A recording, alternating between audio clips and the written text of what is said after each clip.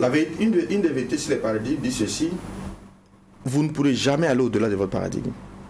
Vos paradigmes déterminent exactement ce que vous pouvez obtenir ou non dans la vie. Vos résultats sont, si vous voulez en un sens, l'échec s'explique par un paradigme.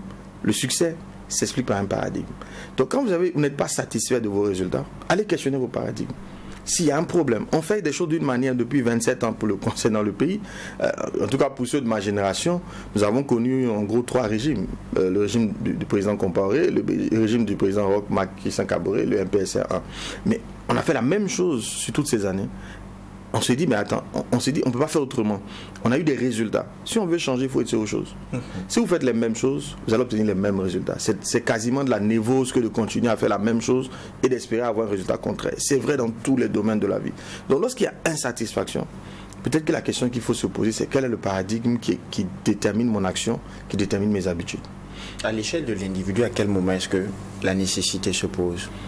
Quelqu'un qui n'arrive pas à s'en sortir financièrement, qu'il aille questionner ses paradigmes. Donc pour tout entrepreneur, par exemple? Absolument. Je donne le paradigme de l'entrepreneur, le paradigme d'un employé ou d'un travailleur. Allons-y. Un entrepreneur, je vous assure que son principe, qui fait de lui, qui le rend différent, il ne compte sur personne. Vous allez voir que la plupart des travailleurs comptent sur des gens, sur le patron, sur leur salaire. Lui, il compte sur personne. Il est convaincu que personne ne l'aidera. Il a une autonomie totale. Deuxièmement, ce sont des gens, vous allez voir pendant des années, on regarde que le moment où ils brillent, mais on ne voit pas la discipline qui s'inflige. On les trouve avares. Parce que c'est des gens qui ne dépensent pas. Ils s'oublient le confort, les plaisirs. Ce n'est pas une question à laquelle ils répondent. C'est un paradigme. Pendant que l'autre côté, dès qu'ils ont un peu d'argent, ils dépensent.